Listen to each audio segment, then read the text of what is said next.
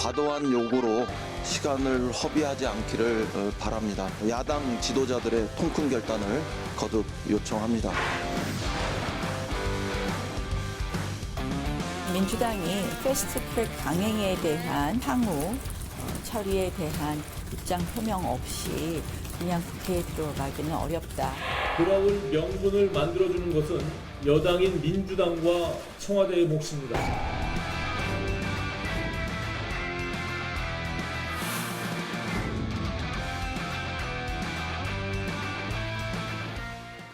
경기 포천 가평의 자유한국당 김영우 의원, 경기 용인정의 민주당 표창원 의원 자리했습니다. 어서 오십시오. 안녕하세요. 반갑습니다.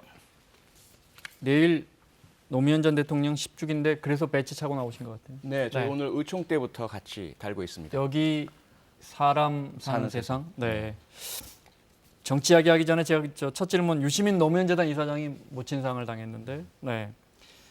본인의 팬클럽 시민광장에 편지를 올려놨는데 저희 어머니는 병상에 2년 반 동안 자신의 삶에 대한 만족감과 자부심을 여러 차례 표현했다. 병상에 계시는 동안. 저를 위로하실 필요는 없다. 슬프거나 아프지 않다. 간단한 다가를 준비했으니 함께 나누면서 삶과 죽음에 대해 사유할 기회를 삼았으면 좋겠다.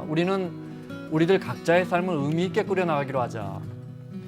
유시민 작가다운 이 부모를 떠나보내는 방법입니까? 이건 어떻게 보셨어요? 이건? 네, 그야말로 유시민 작가답고요. 가장 많은 고뇌가 담겨 있기도 하면서 모친에 대한 사랑도 절절하게 표현되고 대단히 감정이 절제되어 있고요. 다른 분들께 의례적인 그런 조문이나 네.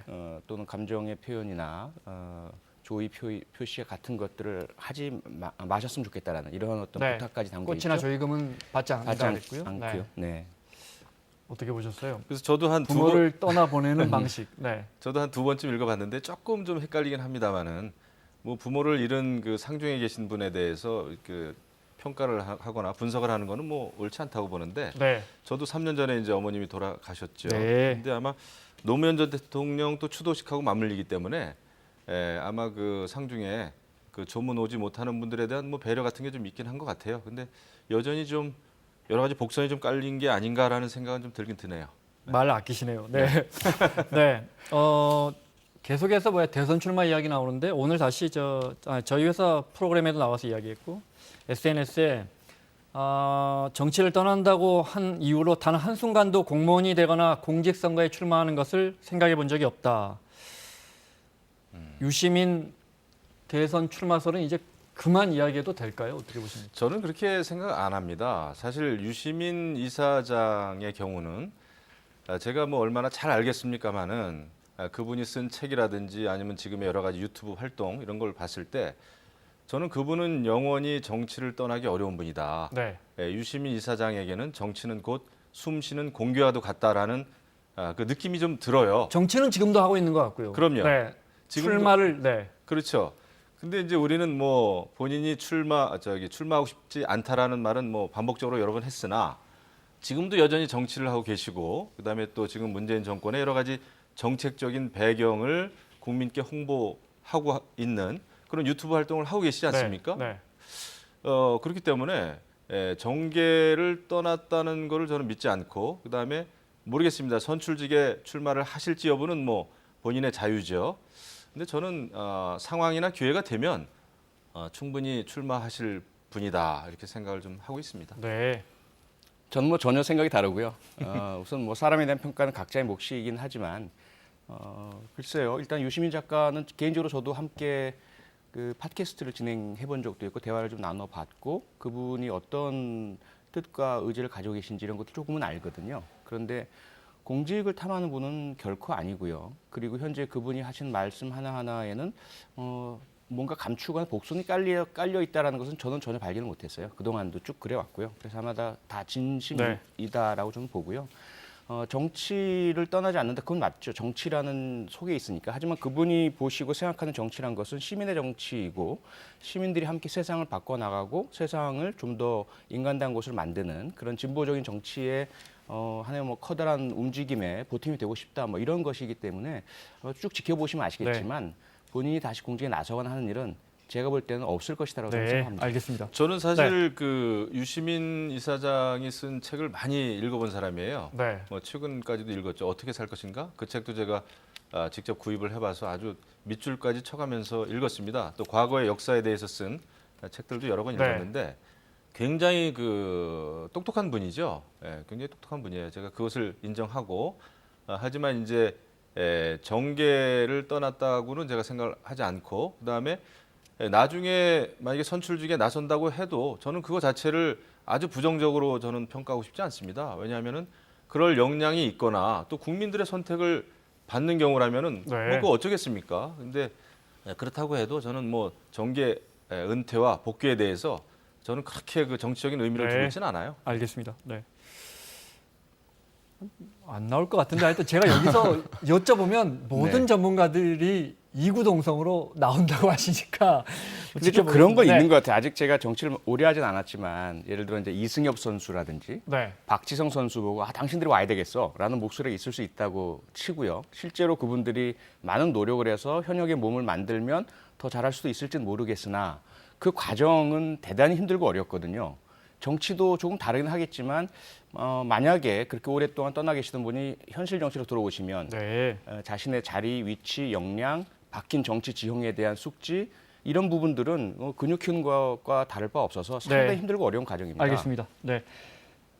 국회 이야기하겠습니다. 하루 만에 분위기 많이 바뀐 것 같아요. 어제 저희 정치부 기자 말로는 이번 주까지는 정리되지 않겠습니까? 라는 분위기였는데 나경원 원내대표가 오늘 강경하게 패스트트랙에 대한 유감 표명 유감 표명도 저 자유한국당에서는 패스트트랙 지정에 대한 유감 표명이냐 민주당 쪽에서는 패스트트랙 지정 과정에서의 몸싸움에 대한 유감 표명이냐 뭐 이런 말도 나오는 것 같고 기본적으로 자유한국당에서는 이거 원천 무효 입장을 해줘서 처음부터 다시 논의해야 우리는 들어간다 이렇게 나오면 이제 어떻습니까? 어려워지는 거죠? 김 지금 의원님부터. 전반적인 분위기는 강대강으로 지금 가고 있어요. 네. 그리고 지금 이제 패스트트랙 그 지정 이후에 바른미래당 또 민주평화당 또 심지어는 이제 여당인 민주당에서조차도 그 패스트트랙에 태워진 그런 내용하고 다른 목소리가 나온단 말이죠. 연동형 그 비례제의 경우에는 의원 수를 300석 이상으로 늘려야 된다라는 목소리가 지금 여기저기서 나오고 있습니다. 결국은 제가 뭐 지난번에도 말씀드렸지만은 그 패스트트랙 지정이 좀 무리가 있었다. 네. 이것은 정말 그 강제 입법 절차라고 하는 그 문제점이 여실히 드러났다. 이런 상황이에요. 그래서 저는 국회가 정상화돼야죠. 정상화돼야 되는데 정상화되기 위해서는 원점에서 좀 다시 논의를 시작했으면 좋겠어요. 그래서 정말 그 선거제 개혁이 필요한지 이것도 우리가 허심탄회하게 만나서 얘기 못할 게 뭐 있겠어요. 네. 며칠 전에 그 저 3당 원내대표들 호프타임 했잖아요. 뭐 3일 전인가.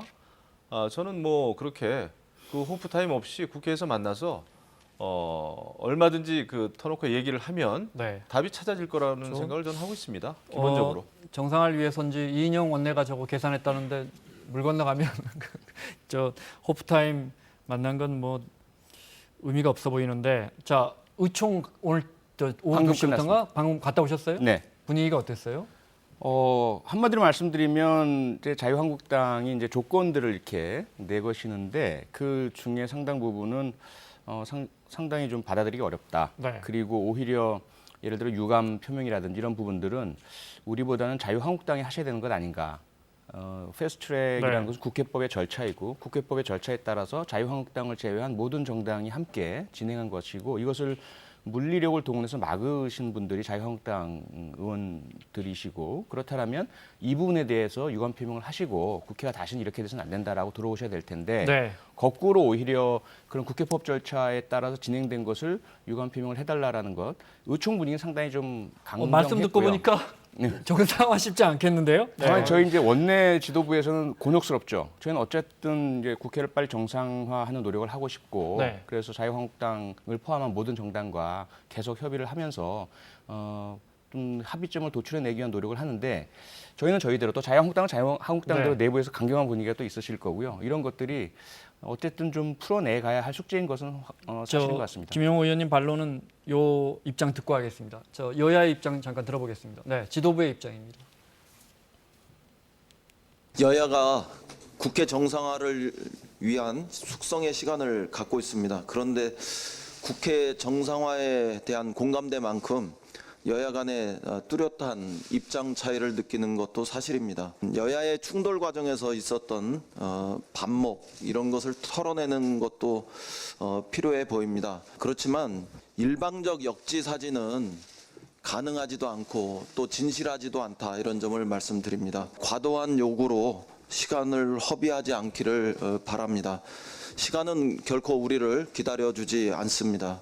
국회를 정상화하자 이런 정도의 큰 틀에서 이야기가 오고 간 것이고 지금 언제라고 시한을 못 받기에는 지금 적절하지 않은 것 같습니다. 제가 거듭 말씀드리지만 민주당 하기 나름이다. 민주당이 패스트트랙 강행에 대한 입장 표명과 그 부분에 대한 앞으로 향후 처리에 대한 입장 표명 없이 그냥 국회에 들어가기는 어렵다. 합의문 초안을 한국당에서 들고 가신다고 들었거든요.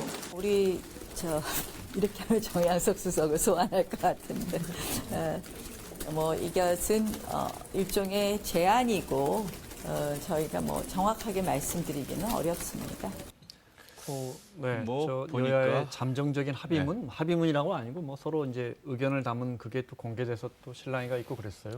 뭐 제안문이라고 그러는데 제가 그걸 뭐 보진 못했습니다만은 뭐 원내대표들이 호프 마셨다고 그러는데 그냥 술값만 날린 것 같네요. 이렇게 보니까 정말 이 프로그램이 사사건건이지만 사사건건 지금 입장이 좀 다르지 않습니까? 네. 근데 중요한 것은 국정 운영에 그 큰 힘을 가지고 있는 것은 사실은 집권 여당이죠. 여당입니다. 이것은 뭐 여당이 다 틀렸다, 야당이 다 옳다라는 차원보다는 그래도 만나서 이야기를 하면서 이 문제를 풀어가야 되는 거 아니겠습니까? 네. 이렇게 보면은 여당이 지금 이 문제를 풀려고 하는 의지가 있는지 그게 조금 저는 의심이 돼요. 네. 그래서 호프타임도 좋지만 우리가 지난번에 그 지정했던 뭐 연동형 비례제도 그렇고 선거제 그리고 이제 공수처 관련 법안도 그렇고요. 처음부터 한번 의논을 했으면 좋겠습니다. 네. 원점에서부터 말이죠. 아마도 민주당에서는 이거 계속 장외투쟁하고 자유한국당이 안 들어와도 우리가 손해볼 건 없다 이런 생각도 깔려 있을 것 같아요. 그런데 이게 책임지는 집권 여당의 모습은 아닌 것 같아요. 저희가 그런 생각을 가지고 있지는 않습니다. 가지고 있지는 않고 당연히 정상화가 돼야 하고 빨리 민생 법안 지금 처리해야 될 게 산적해 있잖아요. 최저임금법 그리고 탄력근로제 여야 모두가 동의했고 원하는 것이고요. 그리고 경제를 또 추동해 나가야 할 뭐 서비스 산업발전 기본법 무수하게 많은 법들이 있기 때문에 이걸 처리 못하면 저희들이 큰 부담이죠. 그리고 추경 당연히 있고요. 다만 그렇다고 해서 국회가 정상화돼야 하니 우리가 모든 것들을 다 들어드리겠습니다. 이건 사실 정치 도에 맞지도 않고 그 이후에 전개될 정치 일정에도 상당한 지장이 초래가 되거든요. 네. 그런 부분들은 상당히 어려운 그런 원칙과 그리고 정상화를 위한 타협이나 양보의 한계 이 사이에서 좀 적정선 찾는 노력들이 좀 진행 중이고요. 그래서 저는 이제 김영호 의원님과는 좀 생각이 다른 것이 의미가 있었다고 봅니다. 호프타임도 의미가 있었고 비록 합의문에 도달은 못했지만 수석 간의 만남도 의미가 있었고요. 다만 그것이 결국 또 돌아가 숙성하고 다시 만나시고 하는 과정을 거치다 보면 분명히 타결은 될 것이다. 국회는 사유물이 아니잖아요. 누가 뭐 들어오고 안 들어오고 결정권이 있는 것이 아니라 조금 지나면 6월 국회는 법적으로 반드시 열어야 되는 것이고 그런 부분에 있어서 어느 한 당이든 뭐 이런저런 조건이나 이유를 내세워서 국회를 하지 말자라고 하는 순간 그건 국민에 대한 배신이 될 테니까 그러니까 반드시 열어야 아까도 됩니다. 저희가 우리 표 의원님하고도 잠깐 이제 방송 전에 말씀을 나눴는데 정말 이거 남북 대화하는 것처럼 굉장히 지금 어려워요. 모르겠습니다. 오히려 남북 대화는 지금 뭐 문재인 정권이 굉장히 열의를 가지고 하지 않습니까? 어떻게 해서든지 만나려고 하고 어떻게 해서든지 뭘 이렇게 또 지원하려고 하고 야당에 대해서도 좀 한번 좀 그런 부드러움을 가졌으면 좋겠다 하는 말씀을 드리고 이 문제 정말 풀어야 되지 않겠습니까? 알겠습니다. 자, 호프집 미팅 관련해서 정의당 윤소아 원내대표가 밥 잘 사주는 누나가 아니라 밥값 하는 국회의원이 되라 이렇게 성토했는데 그 부분 들어보겠습니다. 호프 한잔하는 것이 모태의 수이겠습니까? 이런 식의 보여주기식 정치가 수십 년 동안 계속되었습니다. 국회의장과 5당 원내대표 회동을 무산시킨 교섭단체 3당은 호프타임을 공개적으로 예고해야 했고 국회 정상화를 이야기하며 맥주잔을 들고 언론 앞에 포즈를 취했습니다. 국민을 우롱하고 국회를 농단하고 있는 세력과 호프집에서 희망을 이야기하고 잘못을 탓하고 바로잡기는커녕 그들에게 오히려 러브콜을 하는 민주당은 반성해야 됩니다. 밥 잘 사주는 누나가 아니라 밥값하는 국회의원이 되라고 성토해도 부족할 판에 호프 미팅으로 정치를 대신한 그들만의 대단한 창의력에 경의를 표합니다.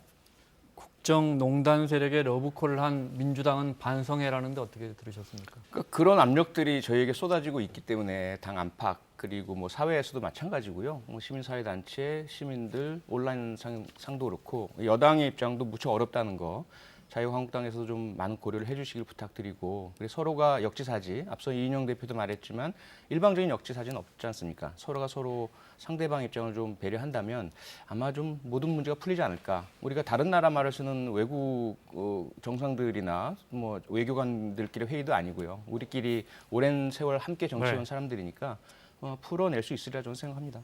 근데 그 역지사지라는 좋은 말 앞에도 일방적 역지사지 이런 표현을 이인영 원내대표가 쓰시니까 좀 이상하긴 합니다. 역지사지는 그만큼 어렵다는 건데 사실 어려움이 많아요. 그런데 저는 만나서 허심탄회하게 얘기를 해야죠. 그리고 윤소아 정의당 원내대표는 이제 섭섭함을 표했습니다만은 섭섭할 수 있죠. 하지만은 원내 교섭단체라고 하는 것은 또 존중되는 것이 맞다고 봐요. 그렇지 않으면은 뭐 무소속 의원까지 다 만나서 이야기해야 되죠. 만약에 윤소아 그 원내대표의 입장이라면 그것은 좀 이런 때는 좀 이해해 주셨으면 좋겠고 아무튼 다시 한번 만났으면 좋겠습니다. 네. 오늘 또 국회에서는 또 막말이 계속 이어지고 있습니다. 어제도 그렇고 그중에 저희가 녹취가 다 있는데 일부러 자극적으로 안 보여드리려고 그냥 그래픽으로 만들었습니다. 네. 저거는 이주영 국회 부의장은 남로당 후회가 아니라면 천안함 폭침을 다르게 볼 수 없어. 이건 뭐 누가 봐도 독재자의 후회가 아니라면 5.18을 다르게 볼 수 없어라는 문 대통령의 이야기를 받아친 것 같고요. 황희 의원은 탄핵당한 사람들이 할 수 없는 것까지 주제넘게 나서고 있다 이렇게 SNS에 올렸습니다. 하태경 의원은 오늘 손학 최고위에서 손학규 대표 옆에 있는데 나이 들면 정신이 퇴락한다 이렇게.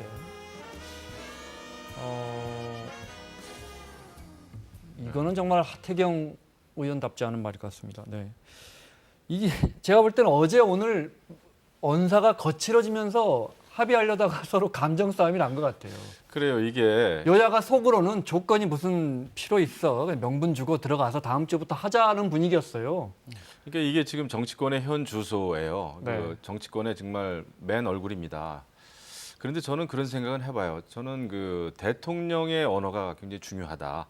대통령의 한마디 한마디가 굉장히 국민을 갈등, 분열로 이끄느냐 아니면 통합, 화해로 이끄느냐. 저는 대통령의 언어가 중요하다고 보는데 정말 아쉬운 것은 지난 3.1절 국경일 때도 그랬고요. 이번에 5.18 광주 민주화 기념식에서도 그랬고 뭐 빨갱이 발언이라든지 독재자의 후회 발언 이것이 대통령의 입을 통해서 나왔단 말이에요. 저는 이것은 굉장히 심각하다. 이런 상황이라면은 여야가 강경한 대치 상황으로 갈 수밖에 없습니다. 이것이 우리가 단순히 책임을 전가한다는 차원이 아니고 대통령의 입장, 어떤 신념, 의지가 국민을 하나로 모아야 되겠다라고 하는 이것이 없으면은 지금 뭐 여당이 어떻게 다른 목소리를 낼 수 있겠어요. 근데 물론 우리 정치인들이 현역 정치인들이 이렇게 막말 퍼레이드가 되는 것은 저희가 철저하게 반성을 해야 되죠. 이 국격을 잃어버리는 국격을 낮추는 땅에 떨어뜨리는 일이기 때문에 이것은 반성을 해야 맞지만 좀 대통령께 좀 호소를 좀 드립니다. 조건을 다는 반성은 반성이 아니죠.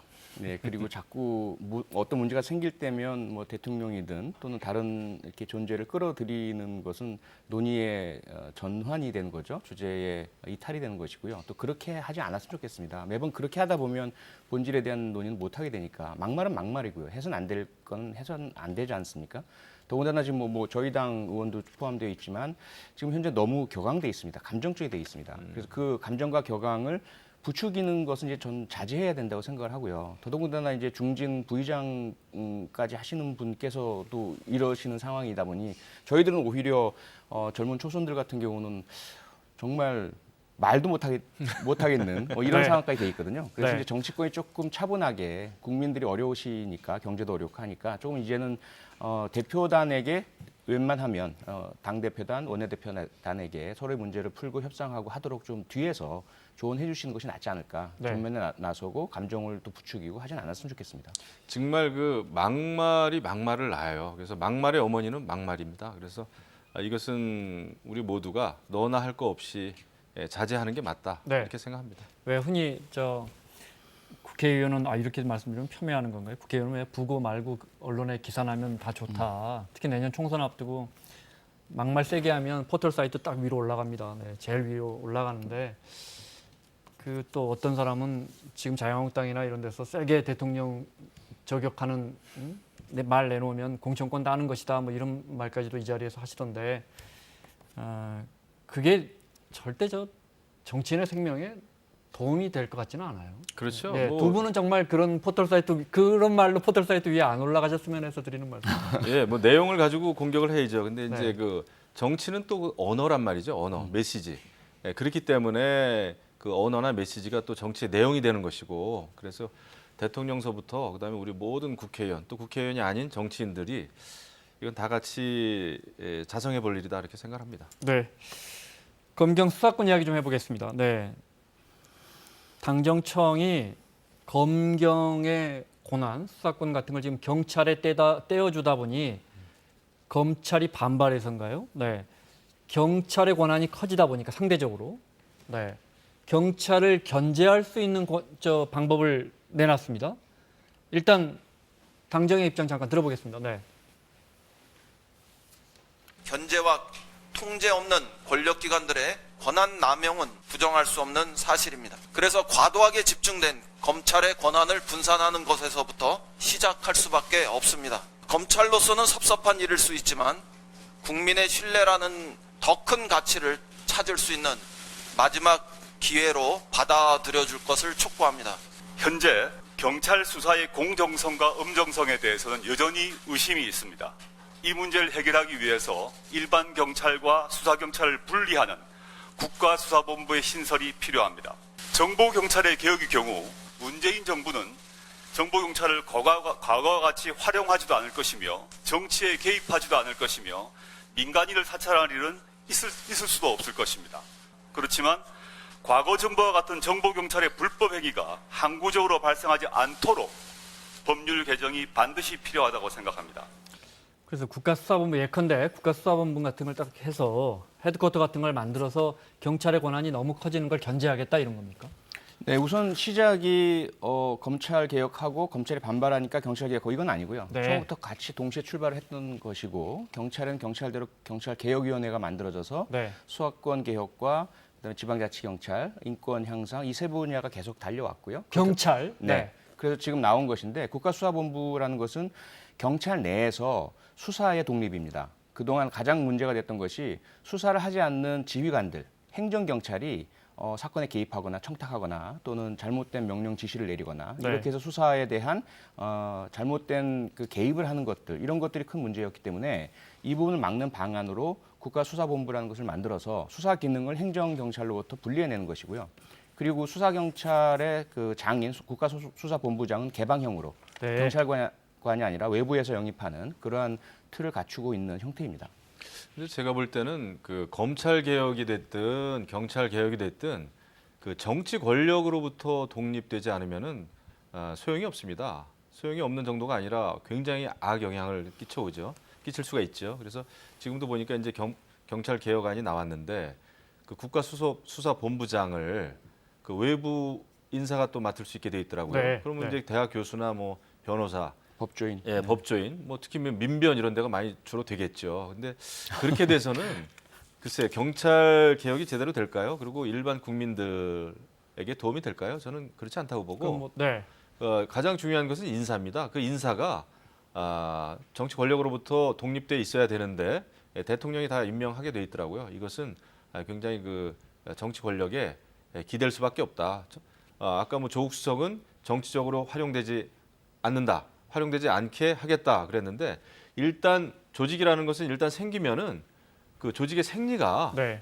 충성하게 돼 있습니다. 그래서 지금 저는 문제가 많다 지금 말씀하신 생각합니다. 것처럼 정권의 선한 의지가 중요한 게 아니고 시스템이 중요한 거죠. 네. 지금 이제 보수 일각에서나 자유한국당에서는 그러면 대통령 원하는 국가수사본부, 네. 대통령 원하는 수사만 하게 되면 지금 공수처도 가뜩이나 논란인데 그 질문은 어떻게 답하시겠어요? 아니 그건 수사 기능을 만들지 말란 말과 똑같아요. 수사는 어차피 미국도 마찬가지고 영국도 마찬가지고 수사는 행정부에 속해 있고 행정부의 수장은 행정부의 뭐 대통령이면 대통령, 국무총리면 국무총리가 맡고 있는 거죠. 그리고 임명도 하고요. 문제는 그러한 기본적인 수사의 조직 체계가 아니고요. 그건 어쩔 수 없는 것이고 이러한 국가 수사 조직을 어떻게 통제할 수 있느냐, 민주적인 통제 장치가 마련되어 있느냐 이것이 문제인 것이죠.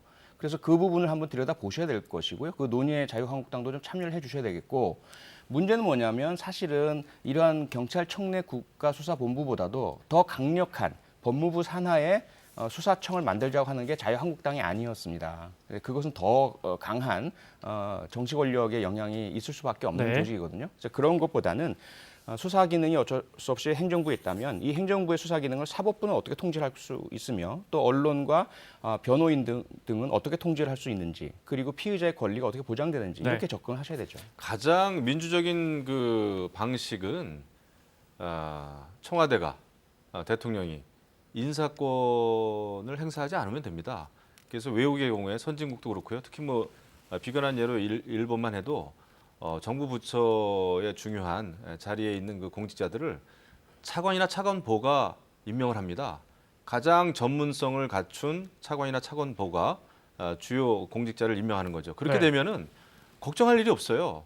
지금 근데 이제 검찰 개혁하겠다고 공수처 만들고 경찰 개혁하겠다고 이제 국가수사본부 만들면서 그 수장은 또 대통령이 여전히 임명하게 하면 또 다른 정치 권력이 되는 거죠. 저 그래서 시간 때문에 그것은 안 간단하게 된다 생각합니다. 지금 패트에 올라가 있는 공수처 법안 보면 공수처장은 야당이 반대하면 그 사람 추천도 못하게 돼 있습니다. 그렇지 않습니다. 네. 그것은 여야로만 나눴을 때 그렇습니다만은 지금 야당이 자유한국당 빼고 범여당들 아닙니까?